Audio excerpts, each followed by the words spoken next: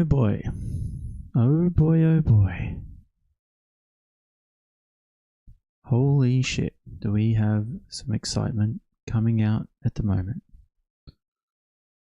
Dun, dun, dun, dun, dun. We have the Royal Commission on Anti-Semitism and Social Cohesion, the interim report.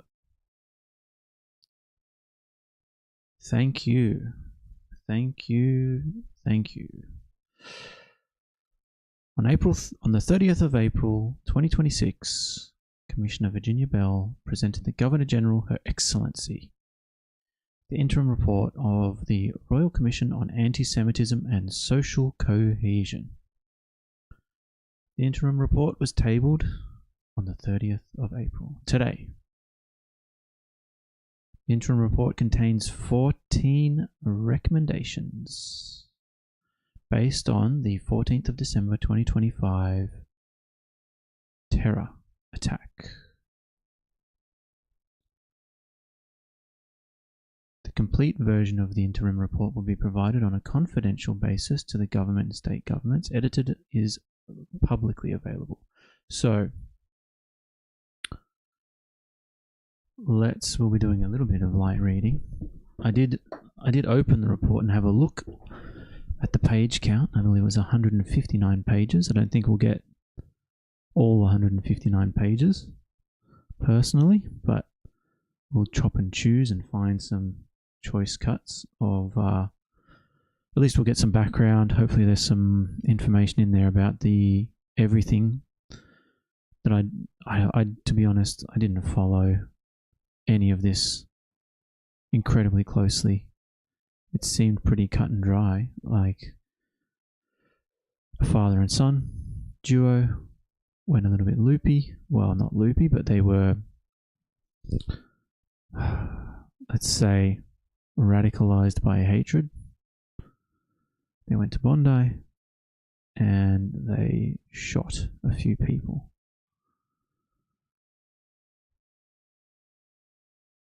It seems to be, well, Middle East related, that whole region. And yeah. Anyway, hopefully the Royal Commission can enlighten us a little bit into some of the facts and recommendations. Interesting though, before we get kicked off, there's clearly going to be multiple ways that people will report on this Royal Commission. I remember when this first came out, when the attack first happens, there was an introduction of hate speech laws, amendments to the hate speech laws, I believe it was. I read a little bit of that, not a hell of a lot, but essentially the offending article, well, the offending part of the bill amendment that I got to was that they're able to retroactively look through any statements you may have made in the past before the amendment of the bill or before the introduction of the bill, and then have those classified as hate speech as defined in the updated bill, the new version of the bill. So something that wasn't illegal technically in the past can now be used against you as, well, I guess what would you say, mitigating circumstances for sentencing, or advise, basically they can take your words, hold them against you in terms of when they're looking at sentencing. So they can say, well, under the new bill, you've been arrested for this one offense, but if we go back in time, you committed similar hate speech in the past. It's not a crime to have done those, but I can now treat those as having been crimes and give you the maximum penalty based on your past behavior, even though there was no legislation regulating that said behavior. So that's pretty fucked up, in all honesty. I'm not sure where I sit on the free speech, regulated speech continuum yet. I tend to flip back and forth quite a lot between, I see what happens in America and I see the disgusting punditry, sloppyism that happens over there, and I appreciate a well-regulated media and social environment in terms of what you can and can't say, in terms of the factualities of what people have to say. But then I also dislike the fact that they can then use this to crack down on protest, even though some of the protest is probably pretty extreme. There is definitely a balance that has to be because what are some other recent examples? They had those neo-Nazis marching and saluting. Jesus Christ, do I want neo-Nazis being able to wear swastikas and Roman salute their way down a street? Fuck me, I don't think I want that. But then, to defend the other right to protest, you kind of have to defend that right to be a neo-Nazi and espouse your views. I do like this idea of words can't hurt me, so I should be able to say whatever I feel, so long as I'm not inciting to violence. If I don't like something or I do like something, I should be able to say exactly how I feel about that, because it's a personal opinion. And I should be allowed to try and persuade people to my opinion.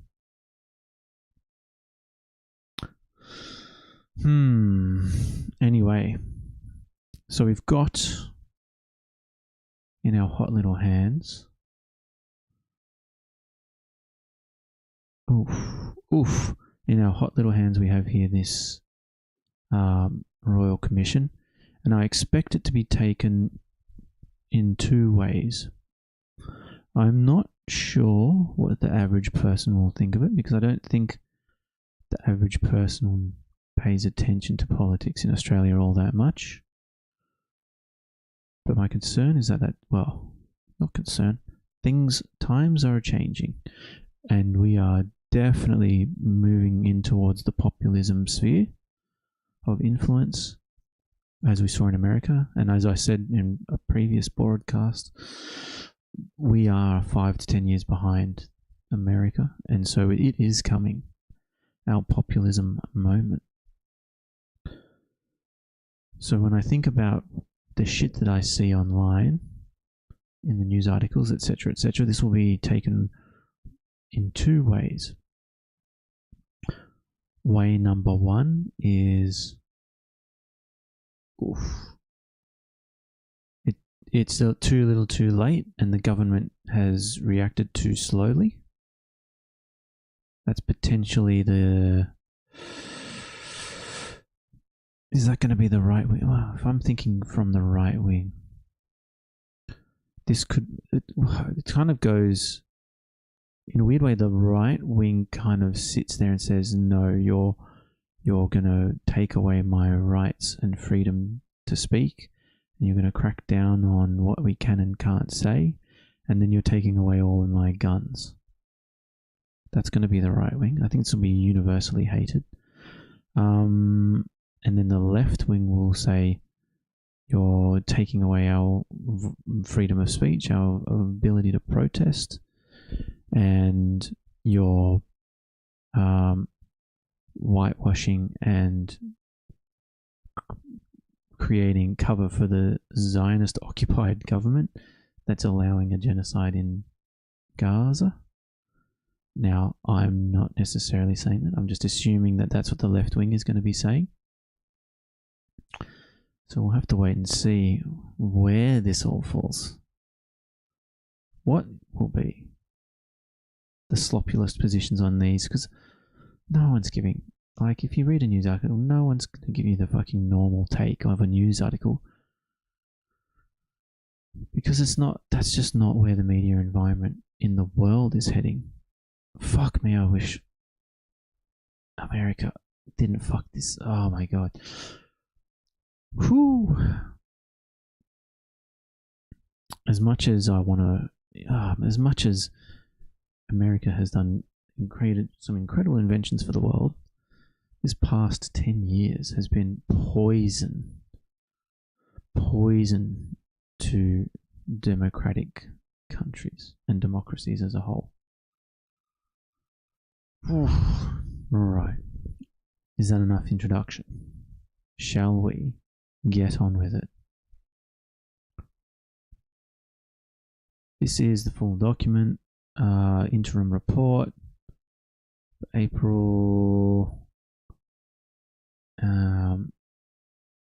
What does it give me? Yeah, 159 pages. I'm sure there's a whole bunch of legal easy stuff that's probably going to be not very interesting.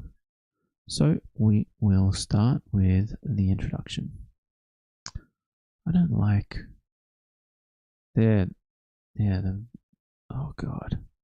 I hope everyone likes me reading PDFs in my incredible vocal fry. Let's go. On the evening of the 14th of December 2025 at Bondi Beach, Sydney, two gunmen opened fire on a crowd that had gathered in Archer Park to celebrate the beginning of the Jewish festival of Hanukkah, also known as the Festival of Lights. 15 people were killed, another 40 were wounded, and countless others were traumatized, having witnessed the slaughter or later having come to learn of it. Sydney's Jewish community was the evident target of the attack. 1 week after the Bondi attack, the Prime Minister Albo announced that a review of federal law enforcement and intelligence agencies would be conducted by Dennis Richardson. Mr. Richardson, a distinguished former public servant and diplomat, had served as Director General of Security, Secretary of the Department of Defense, Secretary of the Department of Foreign Affairs, and Ambassador to the United States of America. Mr. Richardson's review was expressed to build on the findings of the 2024 Independent Intelligence Review and the 2019 Comprehensive Review of the Legal Framework of the National Intelligence Community. So I guess they're just trying to... They want someone to tell them if they fucked up in terms of how they're deploying ASIO and finding terrorists. By 24th of December 2025, Mr. Richardson had assembled the core members of the team that was to assist him in the conduct of the review. By 2nd of January 2026, Mr. Richardson had written to the heads of the Commonwealth intelligence and law enforcement agencies and to the Department of the Prime Minister and Cabinet, asking for the production of documents identified in schedules attached to each letter. The recipients were asked to produce the documents by 26th of January. In the weeks following the Bondi attack, there were calls from a diverse range of individuals and community organisations for an inquiry possessing the compulsory powers of a royal commission to investigate the rise of anti-Semitism generally in Australia, as well as the circumstances of the attack. Interesting. Is there a general rise in anti-Semitism in Australia? Is there? To investigate, or don't they have to demonstrate? Because I don't see it. I see a lot of the lefties and pro-Palestine people engaging in more of this, for sure. But I think they've, in terms of that movement, they've always engaged in a little bit of that since, early 2000s at least, right? I just don't see it as a broader anti-Semitism movement in Australia. I might be wrong. I'm not on TikTok, so I don't have any fucking clue what the kids are talking about these days. But it's an interesting claim. Oh god. Who would even study this? Okay.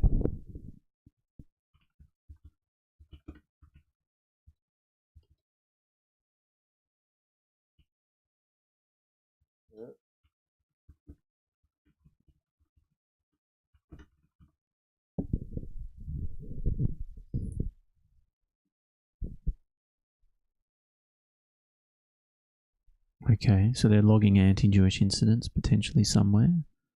But it's the Council of Jury. So maybe a little bit potentially too biased. Community service group.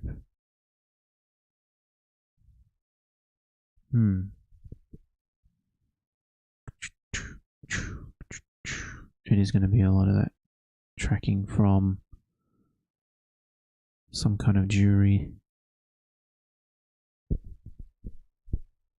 That's, I think, that is a bigger issue in terms of how do I track down these numbers. Let's not worry about it for now. We will come back to that. I'm not saying it's wrong. Definitely in the last 3 years, I could imagine there has been a rise in attacks ever since October 7 and the increasing awareness of the situation on the ground in Israel and the local Greater Israel area, including Palestine. Establishment of the Royal Commission. So on the 8th of January, the Prime Minister announced the establishment of the Royal Commission, stating it would address 4 key areas. Okay, cool. Tackling anti-Semitism by investigating the nature and prevalence of anti-Semitism in institutions and society and its key drivers in Australia, including ideologically and religiously motivated extremism and radicalisation. Making recommendations that will assist law enforcement, border control, immigration and security agencies to tackle anti-Semitism, including through improvements to guidance and training within law enforcement, border control, immigration and security agencies to respond to anti-Semitic conduct. Examining the circumstances surrounding the anti-Semitic Bondi terrorist attack on 14th December 2025. Making any other recommendations arising out of the inquiry for strengthening social cohesion in Australia and countering the spread of ideologically and religiously motivated extremism in Australia. I'm wondering how much of this will actually happen.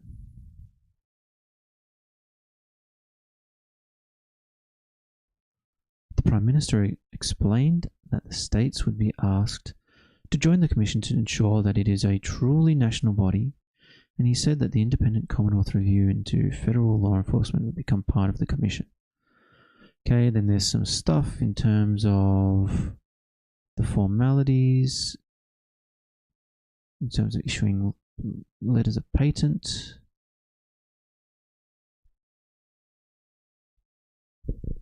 Pursuant to each of the letters patent, I am required to deliver an interim report that I consider appropriate, not later than the 30th of April, focusing on the matters in term of reference C and any other issues requiring urgent or immediate action. Term of reference C requires me to examine the circumstances surrounding the anti-Semitic Bondi terrorist attack, including the following 9 matters. Security arrangements. Oh my fucking god. Do we seriously need security for existing at the beach now? The attack. Emergency response to the attack, whether relevant Commonwealth, state and territory intelligence and law enforcement agencies performed to maximum effectiveness, etc., etc., etc. Whether law enforcement were prevented from taking prohibitive actions by the current legislative framework, identifying any gaps in existing legal and regulatory framework, identifying any lessons for security and law enforcement, looking for gaps in legal and regulatory framework that impede the ability for law enforcement, etc., to prevent and respond to attacks of this nature, identifying any lessons for security and law enforcement agencies to prevent this, respond to similar attacks in the future. I mean, they literally just said the same thing fucking 8 times. This looks like more formalities in terms of the act that gives them their stuff. Interim report. So there's a lot of this formality language. So now we hit introduction of the interim report. Okay. The evident purpose of the requirement to live. Okay. The purpose of the report. Views of the material. The views and material records of each relevant. Blah blah blah. So too agencies. Okay. So it's a bit of like cover your ass stuff. No material or advice from any agency identified any gap in the existing legal or registry. Okay. The views and material records of each relevant intelligence law enforcement agency and each relevant Commonwealth New South Wales department respecting the interaction and information sharing between agencies have been obtained. So too have views. Okay. So they gathered a bunch of stuff and they reviewed a bunch of stuff. Sounds good. No material or advice from any agency identified any gap in the existing legal and regulatory frameworks that impeded the ability for law enforcement, border patrol, immigration and security agencies to prevent or respond to an attack of the kind that occurred at Bondi on 14th December 2025. No Commonwealth or state intelligence, law or law enforcement agencies. Oh, fuck me. Let me just kick this bot first, just quickly. How do I? Yes, ban. There we go.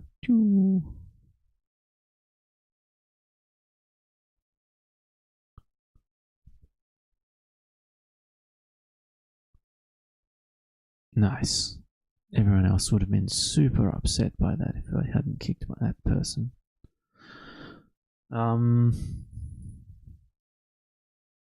So there's no gap in the legal or regulatory framework to prevent this kind of attack.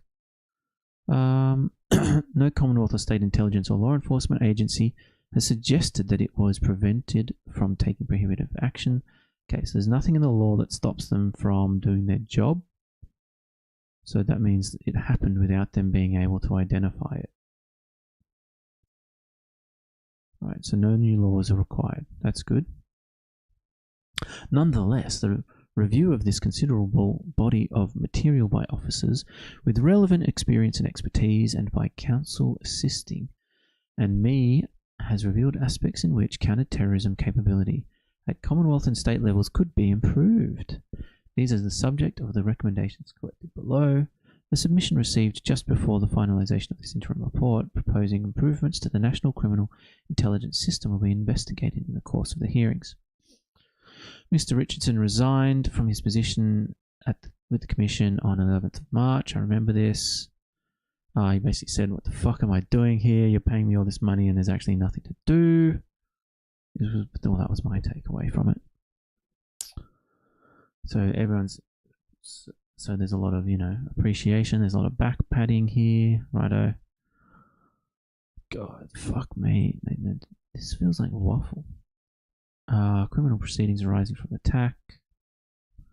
Significant matter of context in the preparation of is the existence of current criminal proceedings. Okay, so they're saying they have to be careful because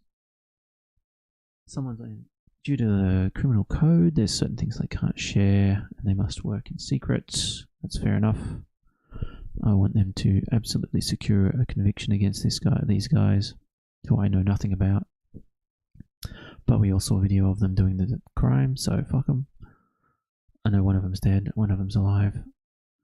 The following general principles, okay, that's fine. We understand. Developments since 14th December 2025.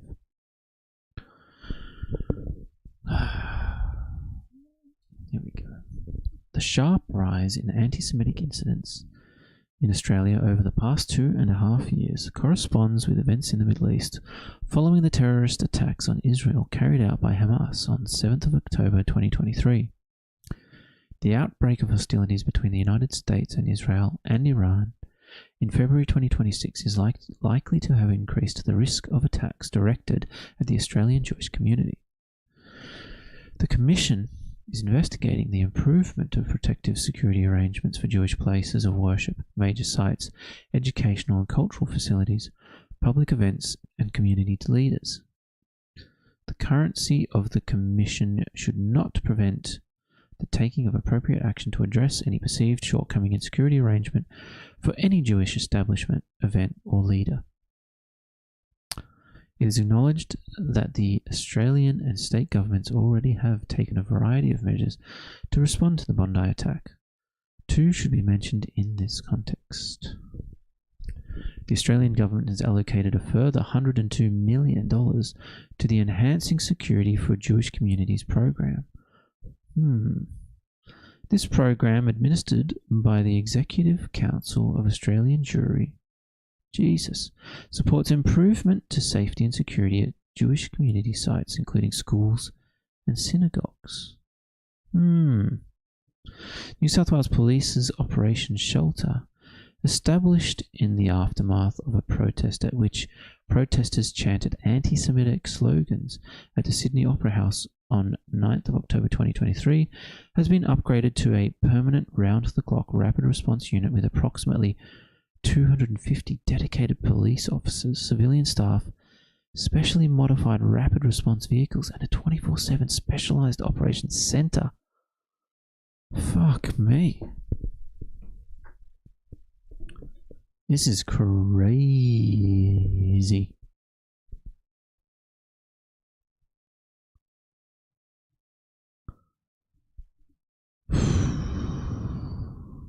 I'm not sure how to feel about this yet. I'm still thinking.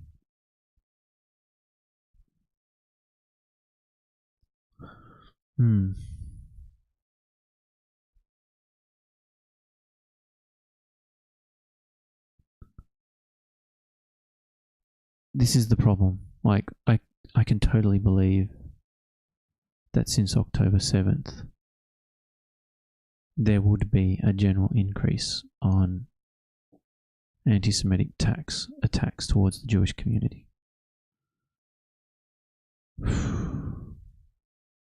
This is fucked up though, because it pisses me off that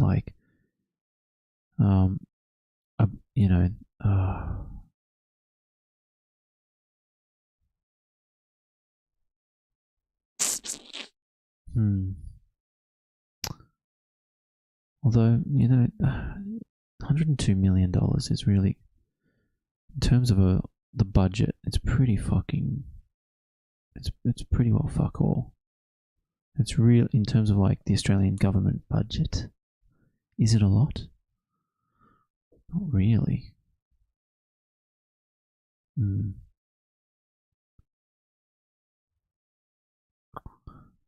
I'm still thinking about this. I'll think about it some more. This one is fucked up though. This Operation Shelter, what a waste of money. That feels like a fucking waste of money. Holy shit. Anyway, I guess police officers got to get paid. Although, when they say this, 250 dedicated police officers, having spoken to people in the police before, this basically says that 250 of them signed up for overtime as required, so that when they get the phone call, they go and get paid overtime. Because I doubt that they've got enough police officers where they can just have 250 people just sort of sitting around doing fuck all. Okay, overview of the interim report. The context in which to consider the adequacy of the security arrangements for the Hanukkah event. I mean, it's crazy to think of having to have security arrangements for a Hanukkah event at a fucking Bondi Beach. I guess the other thing is, at what point some of these concerns I have, having known a few Jewish and Israeli people and things like that. I can see this turning into a thing where they use it as a way to cordon off public areas in the name of security, but that's fine. Maybe it's not fine. Anyway, this is crazy. It sucks that we even have to talk about having security at a Hanukkah event. That's fucked up. Pisses me off too, that there are dickheads that are going out shooting people. Because then it gives it gives a lot of moral authority for the government to then take away our rights and things like that. Because fuck me, you can't have people getting shot at. That's bullshit. Okay. Right. Includes the adequacy of the security arrangements for the Hanukkah event includes an understanding of how ASIO had assessed the risk of a terror attack in the period leading up to 14 December 2025, ASIO's process for issuing the national terrorism threat level, and the circumstances leading to raising the level to probable in August of 2024 are outlined in Chapter 1.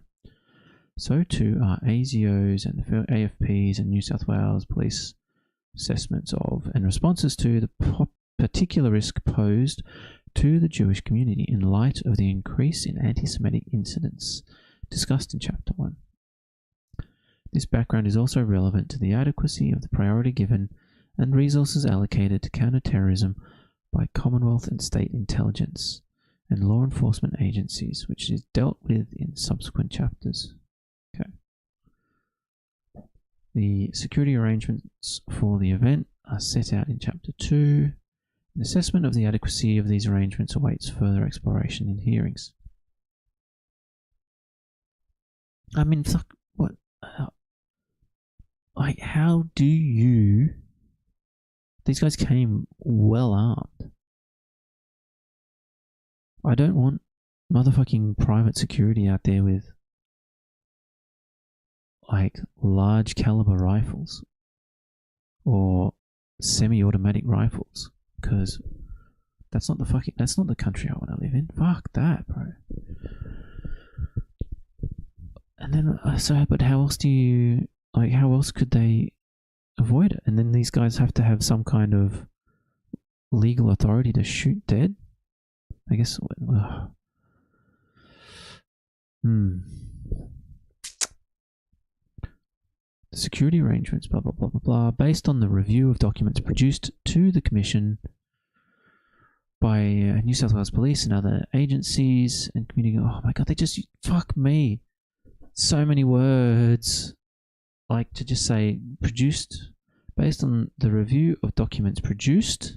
I'm just going to skip, like when they say a bunch of like useless words, I'm just going to, well, it's interesting that, like, okay, you do have to, okay, it's from the police and stuff, but like, fuck me. Based on the review of documents produced to the Commission, a timeline of the emergency response to the Bondi attack is set out. Okay, the emergency response, that's fine. I think that's, I don't really care about that too much. I'm guessing people did the best they could with the resources they had, and they will probably decide whether they need to figure it out. The history and structure of community security groups and their liaison with intelligence and law enforcement agencies is more fully addressed in Chapter 4. It includes an account of the coordination between CSG New South Wales and New South Wales Police for the annual Operation Jewish High Holy Days, which usually falls in September or October. It is recommended that the processes followed by New South Wales Police for High Holy Days involving the Major Events Group, the Counter-Terrorism Special Tactics Command, in consultation with CSG New South Wales and the Jewish Board of Deputies, should apply for other major Jewish festivals and events. Sections of this chapter are contained in the confidential report. The whole of Chapter 5, which is concerned with Commonwealth and state intelligence and law enforcement agencies in relation to the Bondi attack, is contained in the confidential report. It should remain confidential. Okay, we're not going to. Yeah. Responsibility for counterterrorism is shared between the Commonwealth and the states. That's in chapter 6. So it's just going through it. It's in the various chapters. Okay. Information and sharing between Commonwealth agencies is in chapter 7. Chapter 8 is concerned with the legislative framework. And then the prioritizing allocation of resources for counterintelligence. Counterterrorism is in chapter 9, right? Priorities and resourcing with respect to counterterrorism in the period following the mass attacks on Israel and after the increase in national terrorism threat level are discussed in chapter 10.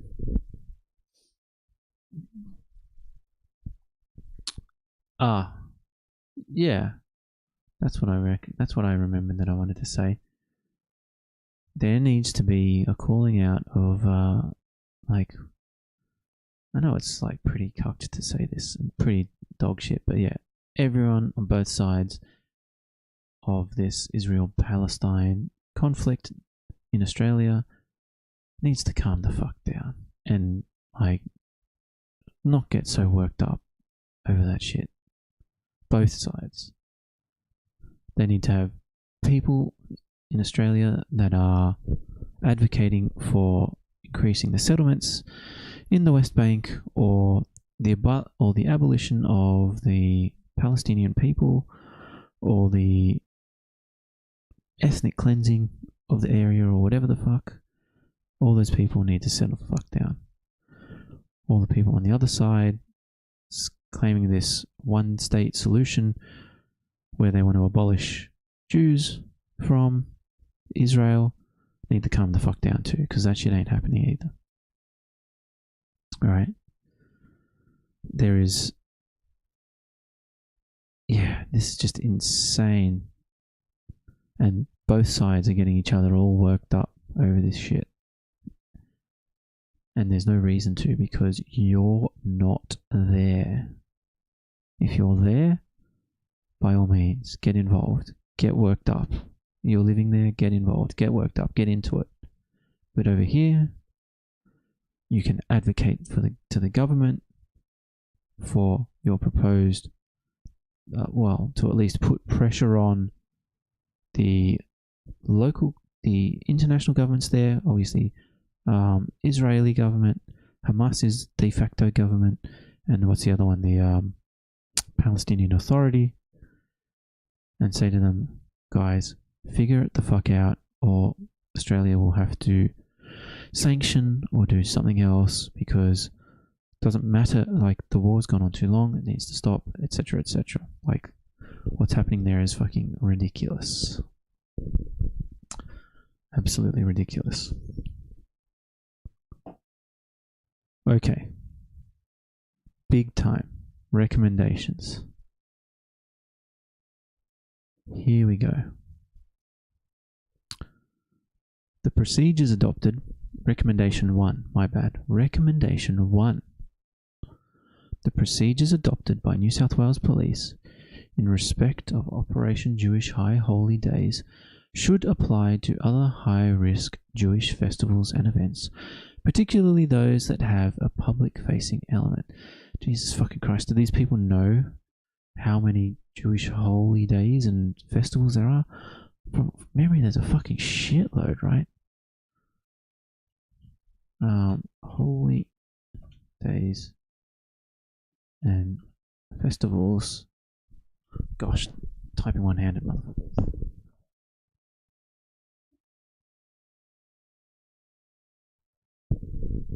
All right, let's get the calendar out. Where is? Okay,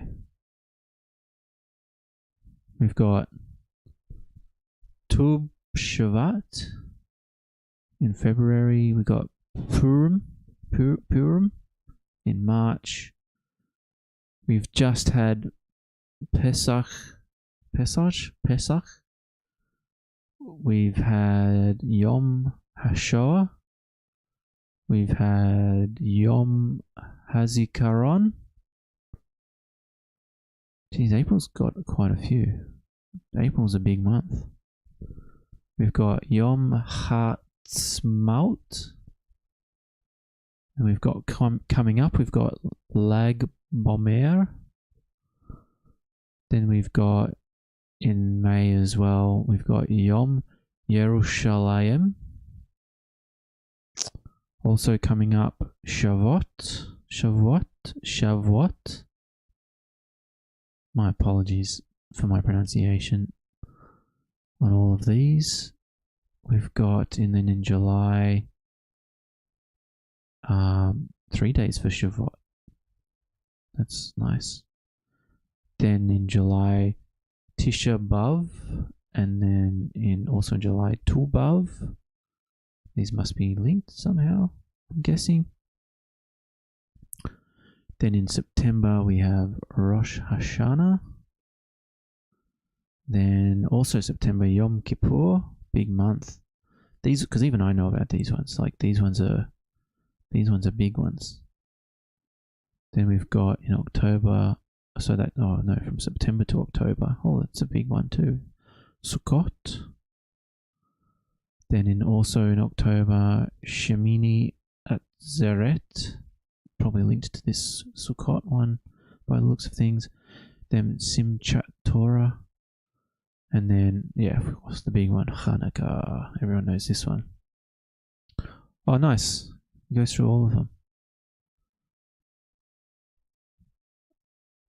This is for another day, though. Purim. Purim is a joyous festival commemorating an event in which the Jewish nation overcame the threat of annihilation. It is celebrated in 4 ways: reading the Scroll of Esther, giving out gifts of food, giving charity, and a festive Purim meal. This day is also celebrated by dressing up and in general festivities. Nice. Tu B'Shvat. Tu B'Shvat is intimately connected to the agricultural cycle of the land of Israel. Known as the New Year for trees, today this holiday is often celebrated by planting saplings and by participating in a Seder meal that echoes the Passover Seder, in which the produce of trees, fruits, and nuts are eaten. Nice. Sounds a bit fucking... Oh my god, this time of night my brain doesn't work. I love how like every religion always has this sort of like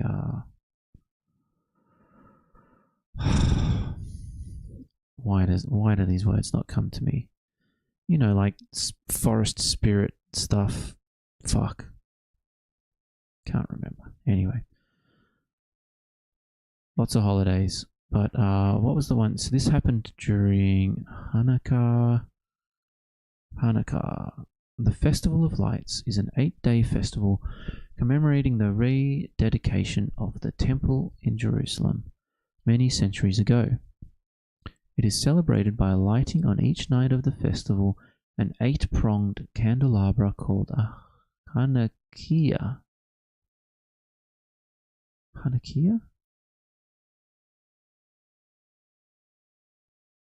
It is also customary to eat oily foods, nice, such as donuts and latkes, which are potato pancakes, and to play games of dreidel. Charity is also distributed during the festival. What do they look like, latkes? I'm curious. I'm going down a bit of a Jewish rabbit hole, I'm sorry, but nice. Yum.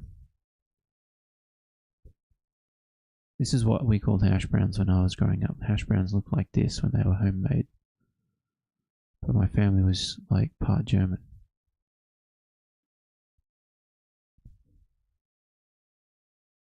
Yum.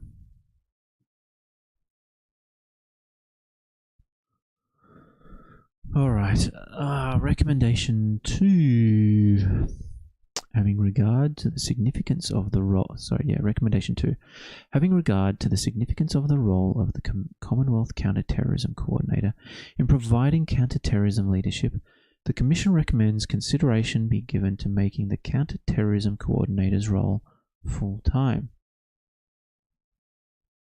Commonwealth Counter Coordinator, providing counter leadership. Like, how is this not already a role? This doesn't. Yeah, this kind of just makes sense. Although I can imagine this expanding into quite a large team very quickly. Oops. Recommendation 3. If the ANZCTC is to be used again as a crisis committee, it should be included in the Australian Government Crisis Management Framework so its role is clear. Standard. Sounds good. No issues. Recommendation 4. The counter-terrorism handbook should be updated promptly, and then at least every 3 years in coordination with updates to the counter-terrorism plan and the ANZCTC triennial review. Sounds good. Review is good.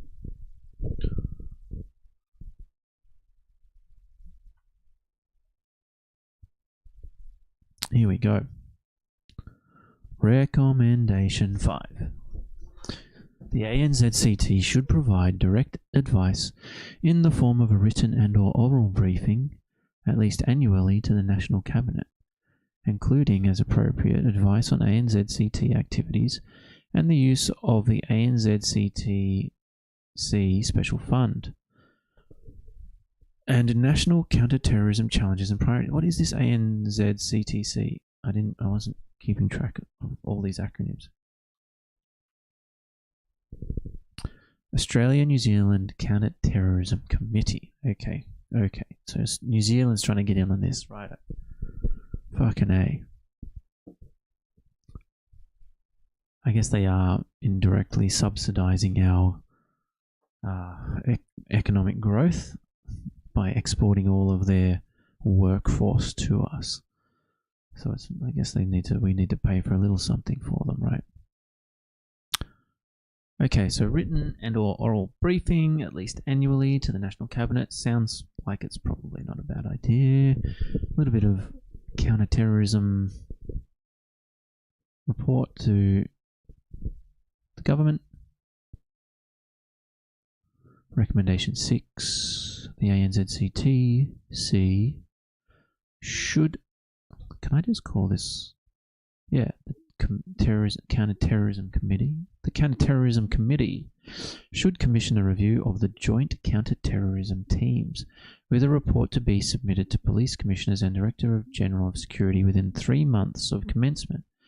The review should include consideration of leadership structures, team integration, systems access, and information sharing arrangements.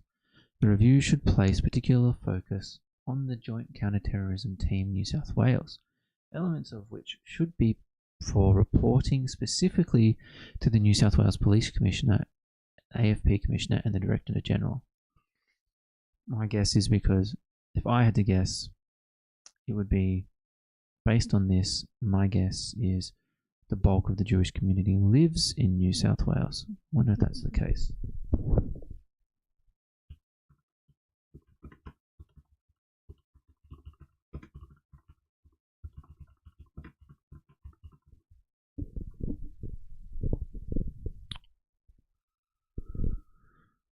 Mm, 84 to 90% living in Melbourne and Sydney. Victoria has the largest population at 47%. Oh, no shit. So what the fuck? Why isn't Victoria getting involved in this? Like, surely.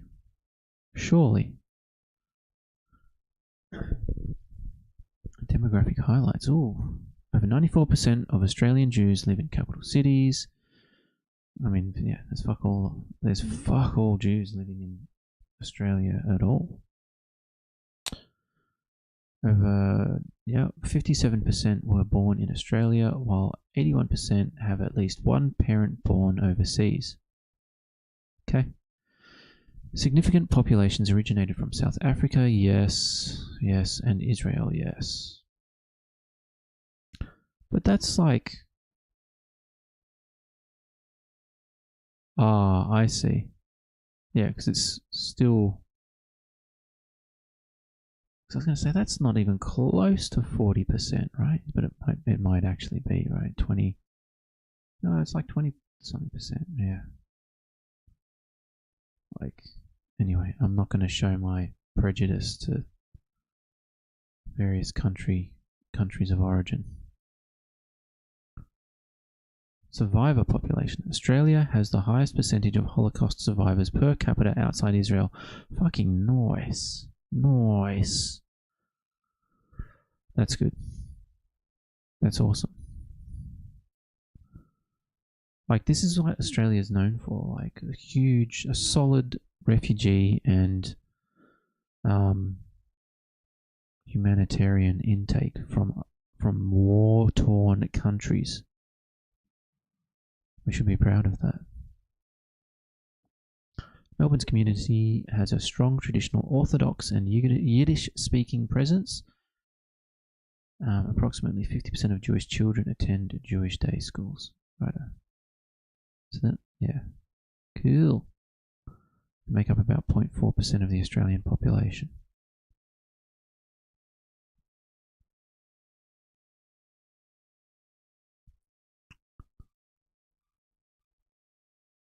So New South Wales teams are getting a lot of look-see in, but it sounds like they should be collaborating with Victoria as well. Recommendation 7. The Australian government should consider whether National Security Committee ministers, including the Prime Minister, should participate in a counter-terrorism exercise, along with all National Cabinet members, within 9 months of each federal election. I mean, that's interesting. That's an interesting recommendation. So just a counter-terrorism drill with our governing body. Fuck me, that sounds expensive. Or they do it in batches. Still sounds expensive, but anyway. Do I care? Yeah, I think I care if my politicians are getting terrorized. Recommendation 8. Oh, confidential. Okay. Confidential. So there are 1, 2, 3, 4, 5 confidential recommendations so far. Recommendation 13. The Commonwealth and states and territories should prioritise efforts to finalise and implement an updated and nationally consistent National Firearms Agreement. Okay, that sounds... Now that makes sense in terms of, don't necessarily need to restrict firearm ownership there to have an agreement. Recommendation 14. The Commonwealth, states and territories should prioritise efforts to implement the proposed national gun buyback scheme. Like, really, what the fuck does buybacks do? I mean, okay, I have to admit, like, it, after... why is my brain not remembering anything? Port Arthur, after Port Arthur, they did buy back a shitload of guns. Absolute shitload of guns. But, I don't know. Like, on the gun stuff, I'm always a bit torn because I'm like, fuck yeah. Guns are cool as shit. Guns are fucking cool. I know this is probably just like a boy take, and all boys think this, but guns are fun and they're cool. But then you look at America and you see how much shooting happens there, and I'm kind of grateful for our gun restrictions, to be honest. But, I'd hate to deprive someone of, lawfully, legally enjoying shooting and destroying a few invasive species like deer or cats or rabbits or foxes or whatever the fuck. I wholly endorse shooting and blasting the fuck away any introduced species like that. And so we shouldn't restrict people's access to these things too much. Like, I know there's, join the gun club or the hunting association, get the safe, keep it all locked up, do it responsibly, Happy days. But yeah. Righto. We are coming to the close of my time.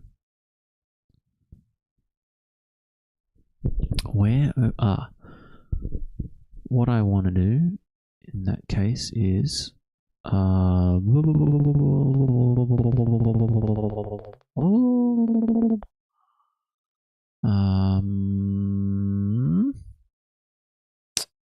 which one is showing? Okay.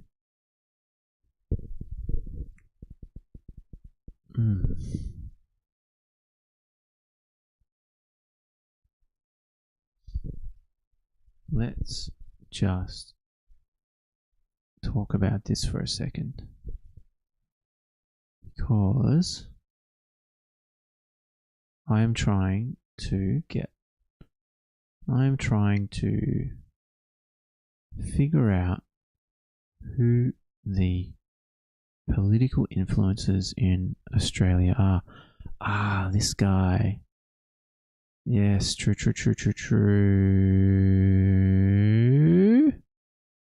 Okay. But I did stumble upon the cave. Now, I don't know if I have to remind everyone here, but we did, on the very, very first stream that I did, we did the quiz to find out your political affiliation, and I wound up slightly left of Labour. We know this. I know this. I am not a far leftist. I am not an extremist. I'm not right. Probably not even centre. I am fairly well left for Australian politics. But I did find some... Oh, where the fuck? I did find a nice Labour shill that I am excited about. How the fuck do I see? Here we go. Monuments to miss. Oh yeah. So I should. Speaking of Labour shills, we need to start. We need to add this. We need to add this because why not? We need to add this because he's the labourist of shills. Even though I think even this is probably too much shill for me, but someone's got to fucking do it. Someone's got to get him across the line, right? So hats off. But also, this Isaac. Okay, Isaac Butterfield is a massive piece of shit from what I can see, but we'll see more about that. But big shout out to Monuments of Misinformation. I need to start watching some of this on stream and talking about this, because I think this guy is probably looking to become a voice in the rational left, the Labour left. I don't know where he's going to sit in terms of Labour left or unity, Labour unity. Like, is he going to be left or right within the Labour Party? I honestly haven't watched enough of his stuff. I just saw one or two shorts, but like an example, we've got, let's see the King go off on One Nation. I can't believe you weren't lying to me that Pauline Hanson actually got donated a plane. If any other politician got donated a plane from a corporate mogul, you would lose your minds. That the people who support One Nation or believe in these big pharma conspiracies, or the idea that there is this globalist cabal of elites who want to destroy this country and only care about enriching themselves, if any other politician got given a... Sometimes people say that that's what people believe, and I think to myself, there's no way that there can't be a mainstream view that everyone thinks this, but it's kind of getting to the weird point where I think a lot of people are subscribing to this bullshit that this, So anyway, this guy is plane, they would lose their minds. But when it's happening to Pauline Hanson, when Gina Reinhardt, one of, if not the richest person in Australia, someone who is connected with the world's most wealthy and elite, who they believe is enriching themselves by screwing over the average Australian, when she donates a plane to Pauline Hanson, it's all good. It's all good. I understand that he... Didn't you know? It's just good. It's saving taxpayer money. That's the talking point on the right, isn't it? Like, oh no, didn't you know they're saving taxpayer money? What I want, what we really need to start saying is the only reason she can afford to fly the plane is because the Albanese government managed to bring the fuel prices down during a fucking war with Iran. Like, the man is, this government is fucking out of control, incredibly good at what they do, and they do not get enough props. But anyway, what else is going on with Gina? Hypocrisy is something that I just have to accept in this current state of Australia. I understand that believing and fighting for people to actually act in line with their beliefs is a lost battle. But she got a plane. She got a plane from Gina Reinhardt. And I'm meant to engage in good faith with her supporters as they tell me that Albanese and Chalmers and the current political elite are destroying this country to enrich themselves. Insane. Fucking kills me. And this is happening? This is happening? I can't believe it. I thought you were trolling me. I thought this was a bait. But hey, let me know what you think. Okay, I did poison my fucking X feed to know thy enemy, right? I did poison my X feed incredibly to get worked up. But fuck me, I feel like I'm like this. I feel like I'm getting fucking trolled too, man. Like, it's insane. It's insane what... Anyway, fuck me. The comments, check out the YouTube. It's been real, and I am actually disgusted. Yeah, so this guy absolutely knows where the political rhetoric and discourse is heading. Like, obviously sees it too. What are the comments? Just a donation from her bestie, yeah. One Nation is the MAGA of Australia. Don't even try reasoning with Neanderthals. One Nation member here. I don't care. Gina can buy her the moon for all I care. If we implement even 50% of the policies on our website, I am happy. The major parties are far worse. The ALP, for example, get institutional money. Oh my god! How is Gina Reinhardt not institutional money? Unions, donors, access, foreign money via loopholes and NGOs, followed by cushy lobbyist jobs. Huh, corruption, I'll bet.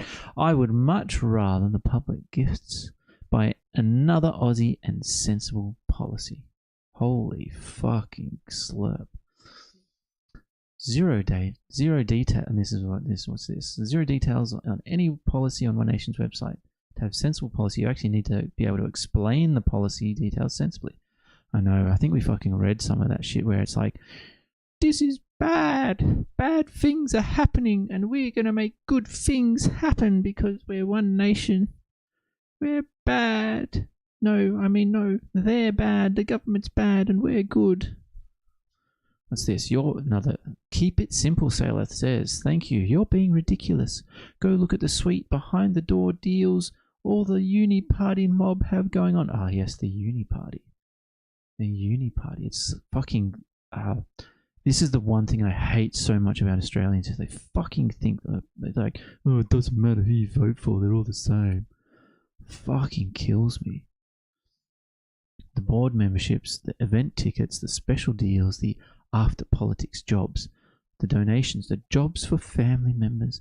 This is completely within the rules, and the only reason anyone is making a fuss is because it's not the uni party benefiting. Unfucking real. I hate all these cunts.